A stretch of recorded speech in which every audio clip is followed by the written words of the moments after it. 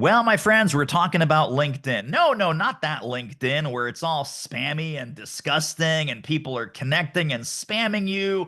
There's all kinds of garbage that you have to scroll through, and everyone's there to sell. No one's there to buy. Life is horrible. You don't want that. You want the wonderful, amazing LinkedIn where people are happy to talk to you. You have a human to human connection with them, and they are actually eager to discuss how you can help them. To that end, please welcome Candace Edelin. So great to have you. Thank you so much for having me. I've been really looking forward to this.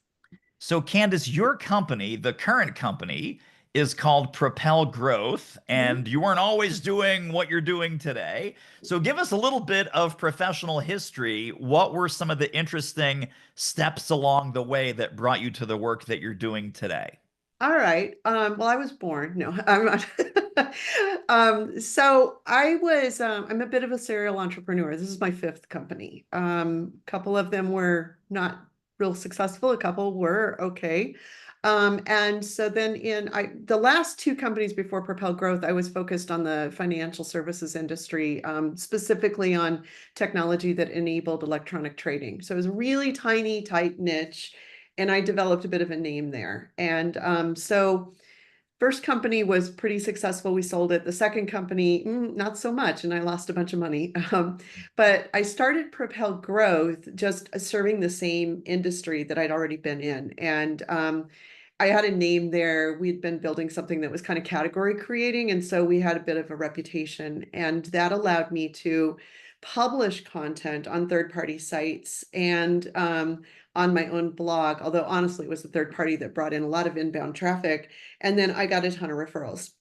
So for 10 years after I started Propel Growth, serving that same industry, doing really a lot of go-to-market strategy help for our clients and messaging and marketing, I didn't make an outbound sales call, David, for 10 years. And then I decided, in all that infinite wisdom that, gosh, I'm really sick of working in this space. I want to move on to something else. I've been in the space for 20 years.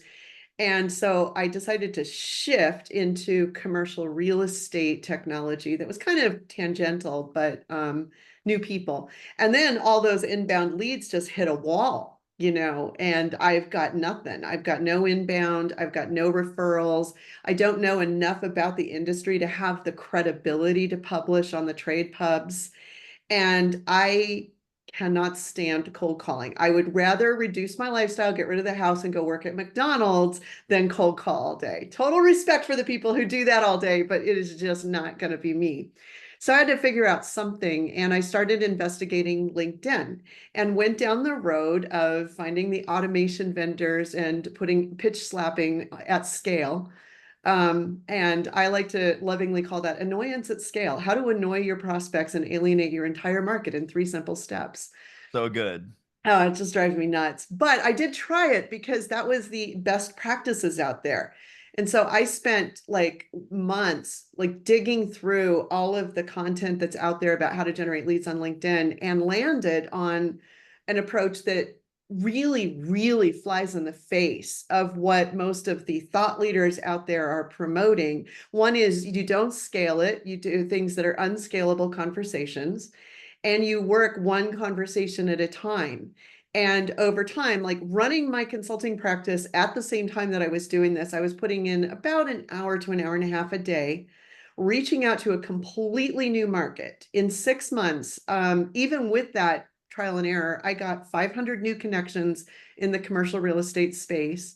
355 of them engaged in dialogue with me via DM. 355 replied to me, and 125 of them agreed to take an intro meeting with me. So I booked in 6 months 125 meetings. Out of that, I was doing kind of two things with that. One is I was researching the market and trying to understand the issues in the market so that I could start publishing content. So some of those were just informational interviews. And then some of them were with the commercial real estate tech companies were my actual prospects. So probably I would say out of that 125 calls, maybe a third of them were with prospects. And still out of that, I got 27 new opportunities and closed 438K in business. So this was like this huge aha moment for me. You can't scale that. It's one conversation at a time, but who needs to scale it? When I'm a two-person business, that was all added new business for us and a lot of new relationships. So people always like look at me and go, well, I can't scale that. And I'm like, well, you don't need to scale it. Stop talking about scale, start Yeah. talking about relationships. This is so fascinating, and I've got a zillion questions for you about all of this.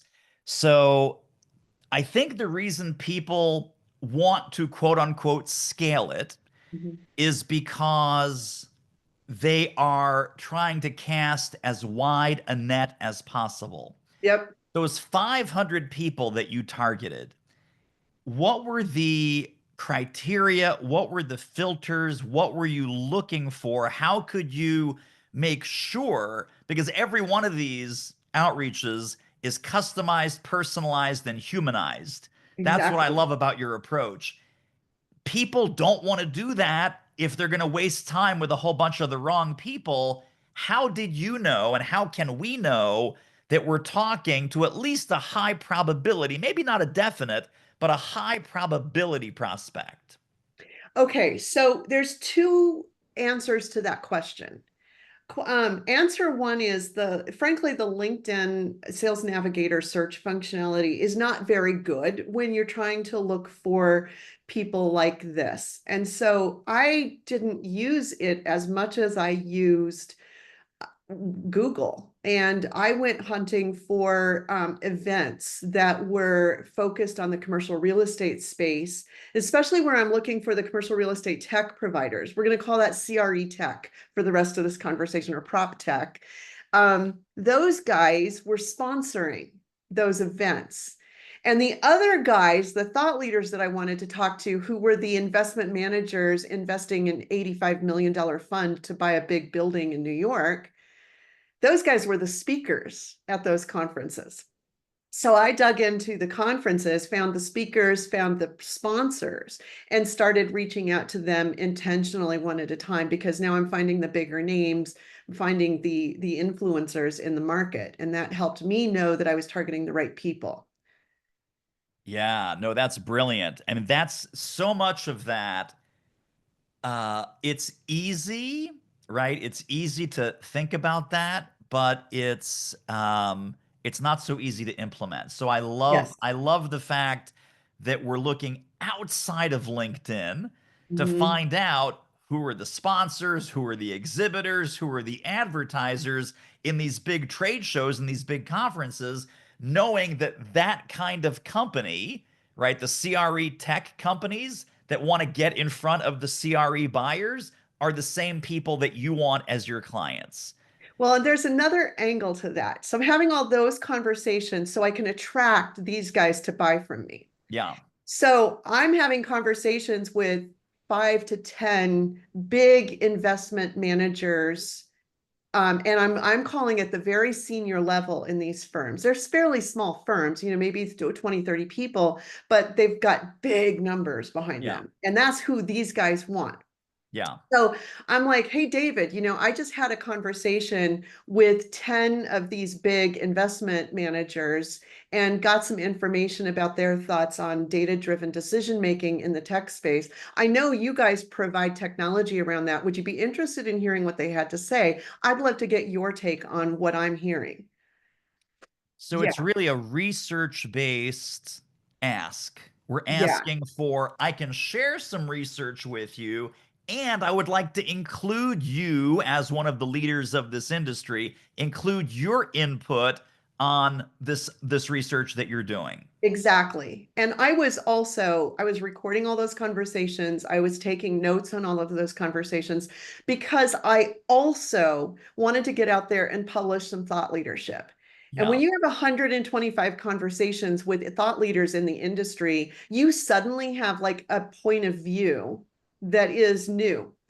And so I wrote a big article, and actually a publication paid me to buy this article. It's a 5,000 word treatise on why I thought we needed to bring more transparency to the commercial real estate space. So it's like over 6 months, I just like landed in this space with a bang. And now people were asking me to speak at conferences. Suddenly I'm a thought leader in the space. Not suddenly, it took 6 months and 125 conversations, and a Right. very intentional strategy there. But you can see there was more to it than just pitch slapping people. Yes, yes, yes, yes. I know that one of the things that you teach, among many of the brilliant things that you teach, is extreme personalization and extreme humanization. And this Yeah. whole concept of human to human, person to person, what you would do at a cocktail party, what you would do Right. at a networking event. Talk to us about that because I think that's a big aha for a lot of folks on LinkedIn. Okay, so I want to go back for a second before we go there because it's going to be an important criteria about that. How do you find the right people? A lot of people want to just find the people who are in market right now. But if you've got any addressable TAM, so in my case, it was the commercial real estate tech, the CRE tech companies. In any given TAM, which that one was intentionally very small, only about 3% of your target audience is currently looking to solve the problem you solve. So if you are trying to filter out the 97% and throw them away, what you're accomplishing is alienation at scale. So I don't do that. I take a human to human approach. I'm going to have a conversation with you. I'm going to build a relationship with you, whether you're in the market for what I sell right now or not. Because I know that if you know me, like me, and trust me, that you will send referrals to me, that when you are ready, I'm probably going to be top of mind for you because I'm also publishing content. I'm sharing content on LinkedIn. I'm trying to get you to come and subscribe to my newsletter where I'm sharing insights out of those calls every week. I'm having more calls. I'm sharing insights about that. And so I want to bring you into my world so that when you are ready, I'm the first person you call. And I Yeah, can't do that if I throw you away just because you're not looking right now. yeah, So that's a really, really important aspect of this. And it's one of the reasons why people think about scale. Well, I have to have tens of thousands because only 3 or 4 are going to be looking. No, you need to actually nurture these people. And what's interesting is, David, you might not be looking now, but you probably know John who is looking. And so if I right. have a conversation with you, I'm much more likely to find out about John. Right. Absolutely. Talk to us a little bit because people look at LinkedIn as it's the old cliche about, you have a blindfolded people and you cut them loose on an elephant and one feels the leg and one feels the ear and one feels the trunk and it's like, oh, it's squishy. Oh, it's soft. Oh, it's like a tree. So they say, okay, my profile is the key. And I got to SEO my profile. I will show up in search, and that's the magic. That's philosophy number one. Philosophy number two, I got to post on LinkedIn every day. I got to be a LinkedIn top voice. I got to be a LinkedIn influencer. I need to do videos and text, and I got to post, post, post. Strategy number two. Strategy number three, I got to DM 100 people a day. I got to get all up in their DMs. Hi, I see that you're doing this, that, and the other thing. Do you want to have a chat? DMs, DMs, DMs, DMs. No, wait a second. Strategy number four, commenting. Find out what are the hot conversations, what are the hot topics. Comment, comment, comment. Show them how smart I am. Support them, like, share. It's like, oh my God, which one is it? What's the right magic combination? And how should we think about profile, posting content, DMs, and liking, sharing, and commenting? You're not going to like my answer. Oh boy. It's all of the above. But that doesn't mean that you have to like spend your life on LinkedIn. Ain't nobody got time for that. I don't Right. have time for that. You don't have time for that. Nobody listening to this. If you have time for it, you probably need to find a new hobby. Um, but so you have to be strategic about it. So yes, the profile needs to be optimized. It needs to speak directly to your target audience. Yeah. You got to get your headline really locked in. You got to get your profile photo so that it's you, people can see you, you're looking at the camera, you're smiling. It doesn't have to be like some professional, $1,000 headshot, but it does need to actually be visible. I see people where it's like they're clear, back there and their head's like this little tiny piece of the photo, or they've clipped somebody out. They're like in a wedding group photo and everybody's got their arms around each other and they like try to crop themselves out. No, don't do that, or they're on a beach in a swimsuit. If you're selling swimsuit wear, maybe.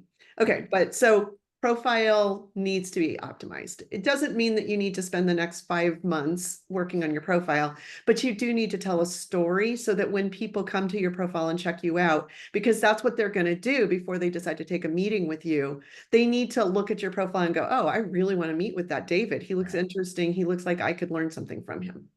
Okay, so that's step one. Step two, yes, you do need to be posting content on LinkedIn, and it needs to be quality content that shares a perspective and a point of view, not just reposting what your company posts. You got to bring a point of view and don't put links in it. No links trying to send people to your blog post. Share actual content on LinkedIn because people want to be there. They want to read what you have to say. Yeah. And bring in your own personality. My husband is my partner, and he's been for a long time struggling to figure out like how does he work with the Propel Growth voice and his own voice. And he's just recently landing on this brilliant approach that is completely different than mine. I'm much more dry, I'm warm, I'm human to human, I'm teaching. And Phil is a quirky guy. He's a musician, he's an artist, he's a creative, and he's finally bringing that into it. So he posted an image of Where's Waldo with his face as Waldo. And it was great. And it got like a ton of engagement. Yeah. And that was posted on a Friday afternoon, which, you would think that's not going to do well, but it did brilliantly because it brought his voice. And the more he's leaning into bringing his unique voice, the better it's doing. Yeah. And so we're having a lot of fun with that. And we're actually have a talk that we're doing now where we deliberately not bicker on stage, but we banter a little bit on stage just to Yeah. kind of lean into the married aspect of things. And so what I say that to tell you that you want to bring your personality into it. It's not just a branded corporate speak thing. That doesn't mean that you have to like put a ton of effort into that, but don't let AI do your writing. You can let AI outline for you, but do your own writing and if you're better at speaking, do video, but get your voice out there. Now, that Yeah. doesn't mean you have to be posting 30 times a day. Like 2 to 3 times a week is enough. You sounded like you wanted to ask me a question. No, that's great. Okay. Please continue. So I received an inbound connection request from somebody who was trying to sell me writing services. I get this kind of stuff all the time.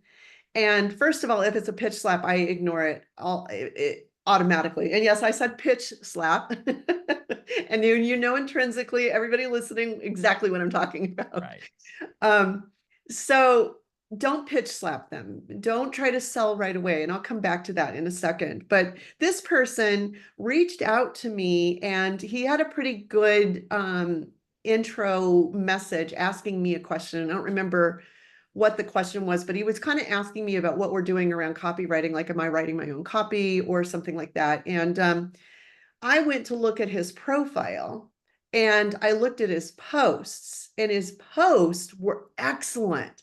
And that was why I accepted his connection request and engaged with him, because he was sharing quality content and his LinkedIn profile was pretty well aligned.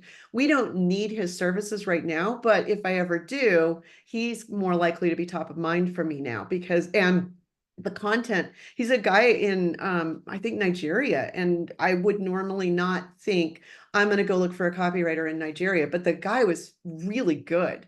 So that type of thing helps to build your credibility with the target audience. So when you do send that personalized connection request, not a pitch, they're more likely to respond to you.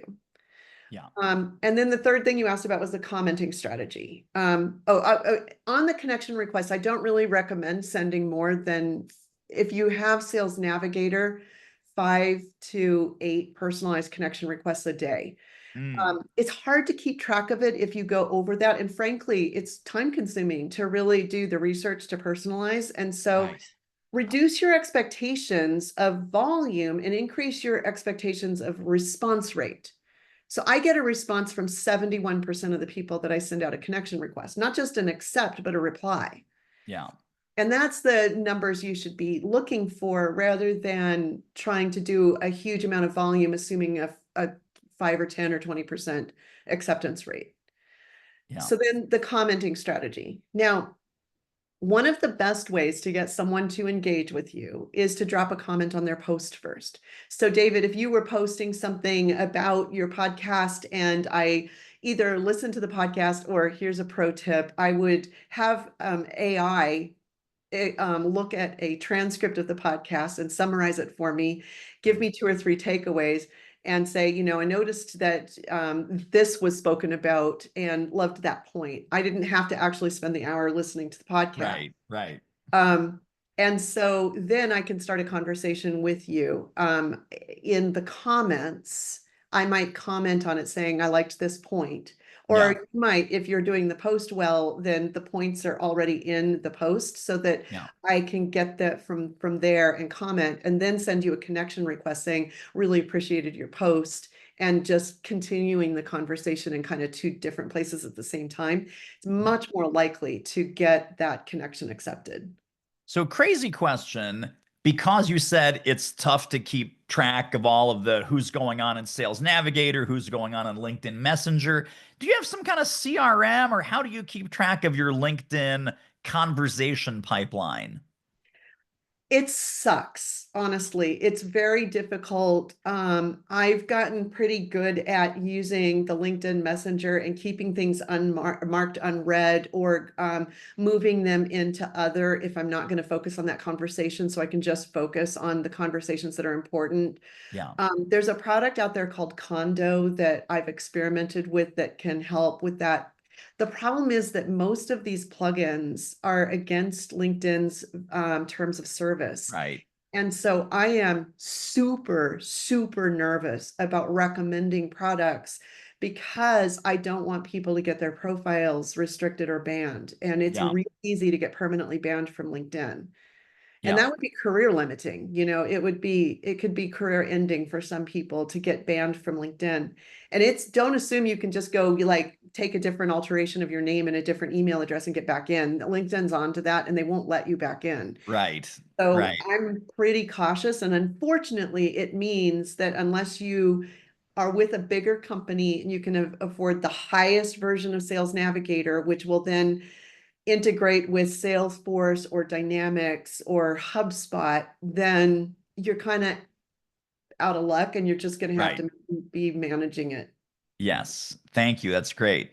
Well, it's not great that it It sucks, but it's sucks. great that Yeah. there are some workarounds. And again, if we keep it to 6 or 8 a day, honestly, you could use Excel, you could use post-it Mhm. notes, you could use index cards if you wanted to.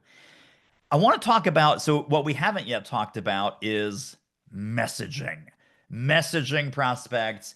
And I'm going to throw myself under the bus because I have our message thread up on the screen here. So this is kind of fun. And so my initial message to you in my connection request was, Hi, Candace. I came across your profile and noticed we had several mutual connections, which any second degree connections can have mutual connections. So that's a safe bet. I'd be happy to put my professional network on LinkedIn at your disposal. So that was designed to be a give and looking forward to connecting. And then Candace did something really smart that I want you to talk about here for a minute. You said, Thanks for the invite to connect, and you accepted it. What led you to reach out to me? This is critical. Tell people why what led you to reach out to me is so important.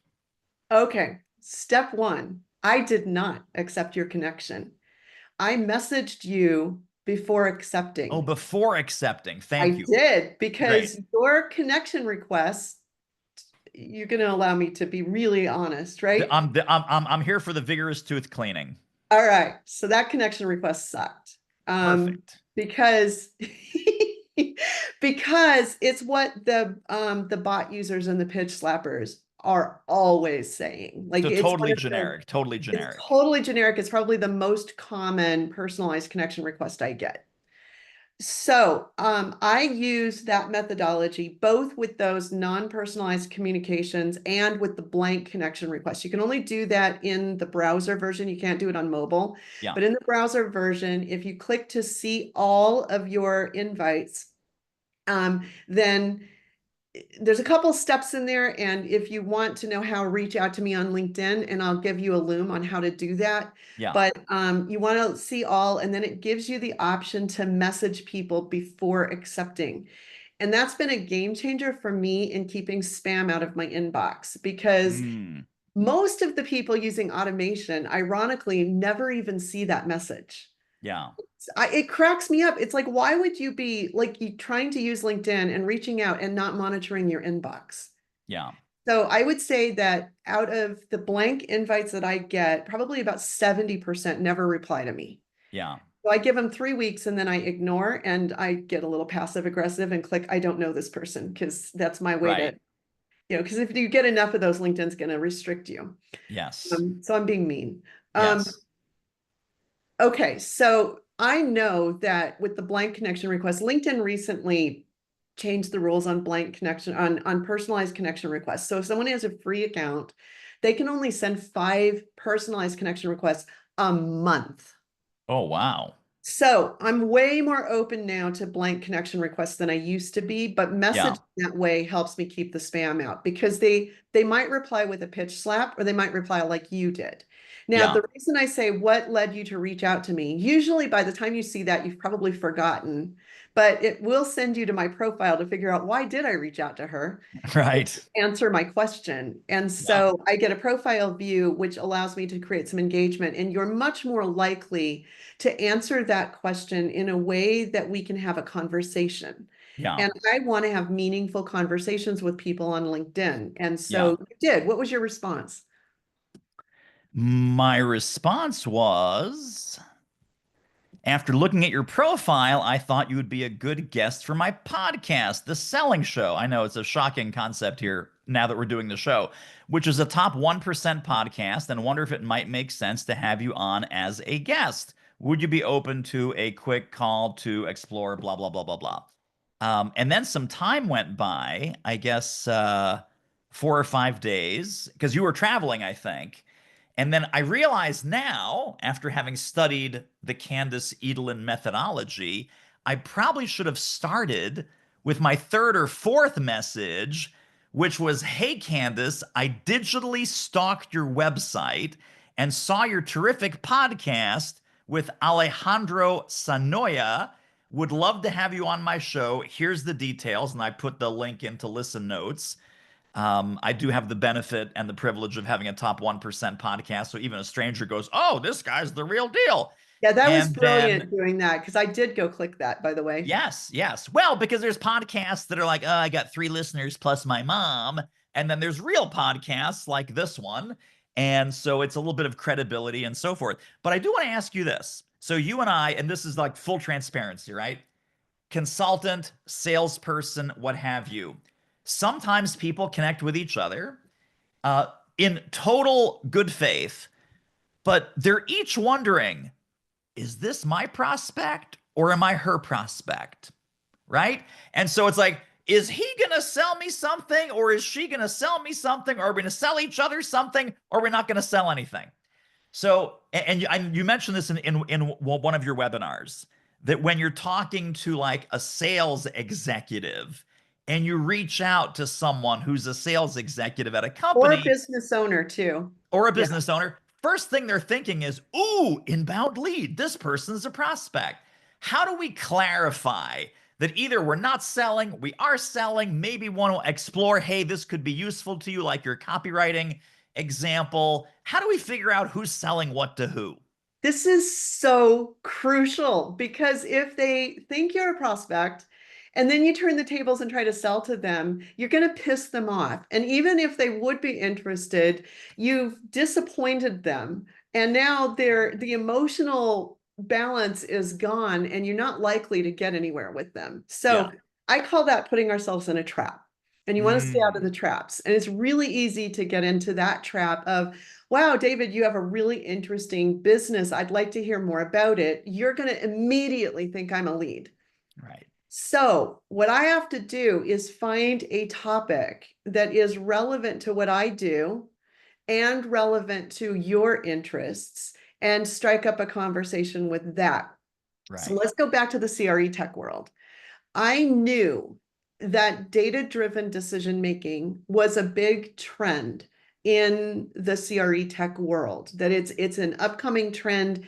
I knew that there were some forces that were happening where hedge funds were coming into the commercial real estate world. I knew why that was happening because I was coming out of the financial industry. So I was able to really leverage that trend for probably 60, 70% of my invitations to connect because I had nothing to sell on the data-driven decision making, and I'm not their prospect because I'm not looking for an $85 million building or Yeah. anything like that. So it could really be a dialogue of sharing ideas. Yeah. Today, commercial real estate turned out to be not such a great space to be in 2020. Yeah. And so I was kind of weaving and figuring out our angles. And now I end up, I'm doing a lot of work with Microsoft partners in the ERP space. And so I have to be really careful because they see me as a business owner and that I might be a prospect for their ERP platform. Right. And so I will still stick with trends, or if they're posting, I might grab something off of one of their posts and ask a question about it. I had one guy that shared a testimonial from one of his clients, and the customer was like, they helped us solve problems on day one. And he also was talking about how he has these hashtags like clients not customers or something like that. And it's like he's sharing kind of a point of view and their brand. And Right. so my connection request to him was, I saw that testimonial. That was really cool. Love your hashtag clients, not customers mantra. We share that philosophy. Curious about what was that first thing you solved for that customer. Yeah.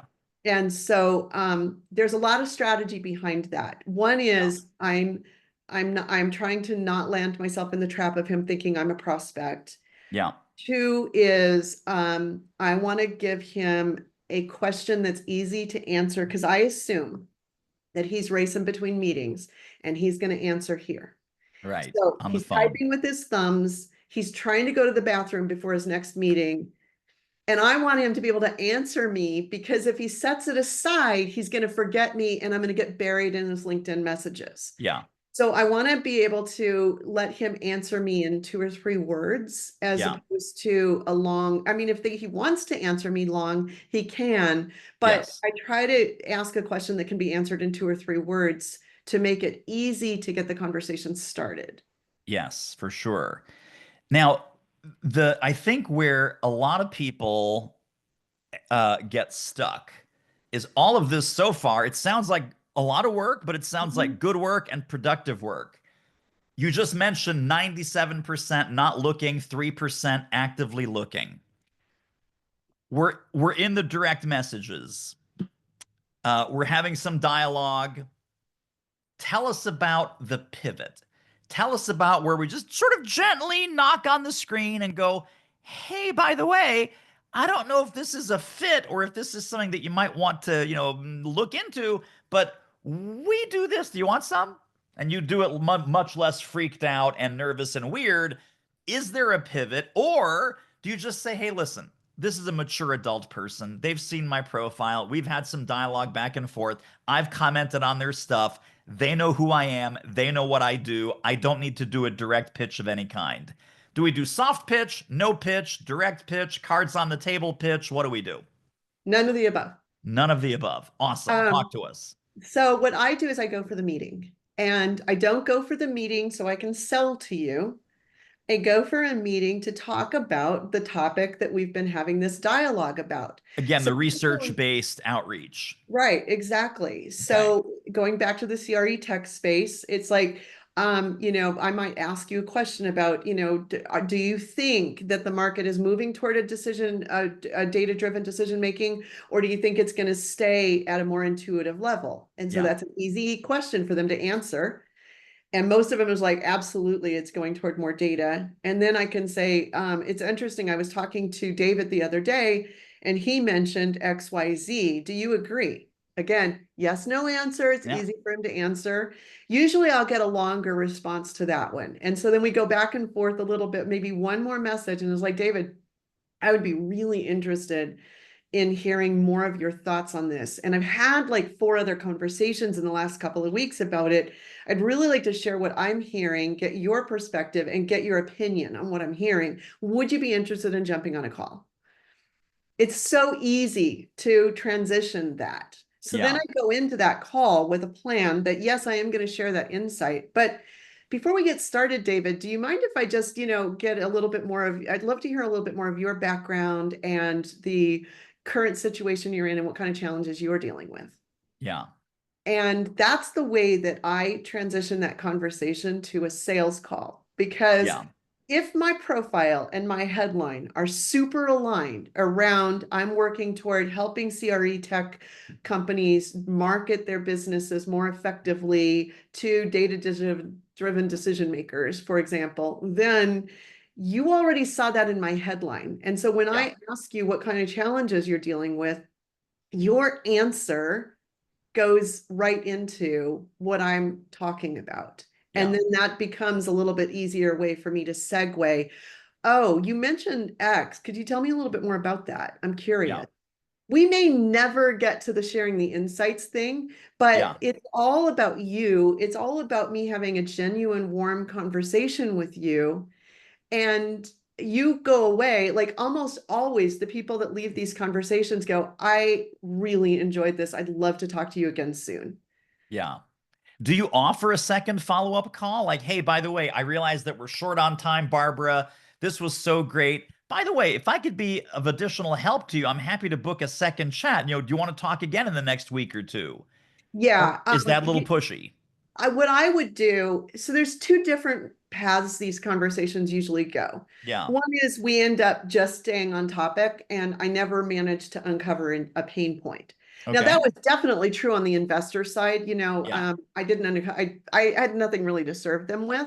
Yeah. But what I did find is that if I come with questions planned and they spend most of the time talking, they have a tendency to turn the tables on me in about the last 10 minutes of a 30-minute conversation Yeah. and say, I've done all the talking. Tell me a little bit more about you and your business and how can I help you? Right. So for those guys on the investment side, I would then turn it and say, well, this is what I'm trying to accomplish. And I want Yeah. to find these guys. Do you have any suggestions? Yeah. I'll get referrals. Now, on the other side of it, when I'm talking to these guys, I might say, David, you mentioned that you're having trouble getting in the door with these bigger companies to talk about your data problem. Can you tell me a little bit more about that? Yeah. And they'll give me a little bit more color. And a lot of times we'll run out of time. And so then I might come back to it at the end and say, you mentioned this. We might actually have some ideas that could help you. Would you be interested in scheduling another time to talk deeper in that? Yeah, so good, so good. And again, you're building a relationship. And Yeah. that could end up as a client, that could end up as a referral partner, that could end up as a strategic introducer, that could end up as a conduit to publishing or a podcast guest opportunity or a speaking slot at a conference or all kinds of wonderful things. Yeah, and it did all of those. And that's the thing that I think we have to have a bigger perspective than just, I'm going to put leads in the pipeline immediately. We Right. have to think bigger about it. And sometimes companies' metrics don't really lend themselves to that. So Yeah. at an executive level, companies need to be thinking about relationships over annoyance at scale. Yes, yes, yes, yes. Well, Candace Edelin, I know our listeners are going to want to get connected and stay connected to more Propel Growth Brilliance. Where can we send people? What links should be in the show notes? Well, first of all, come find me on LinkedIn and send me a connection request. If you are on a free one, I'm going to answer you saying what led you to connect, and please mention David's show because this has been fun. So I want to know that you heard it. Also, if you go to propelgrowth.com/podcast, you can download a couple of free checklists from me to just kind of double check as of whether your LinkedIn is optimized the way it needs to be. And we are releasing a quiz, and you can take that quiz. So it's going to score you based on 4 key areas: your profile and brand, your content and visibility, your networking and the relationships you're building, and then how you're using measurement and optimization to improve. So if you want to get your score on your LinkedIn strategy and some tips on how to improve, then go there and we'll get you a link to the quiz. Candace Edelin, you are a rock star. I appreciate you so much. Thank you for all those value bombs that you just shared. Thank you so much for having me. This was a blast, David.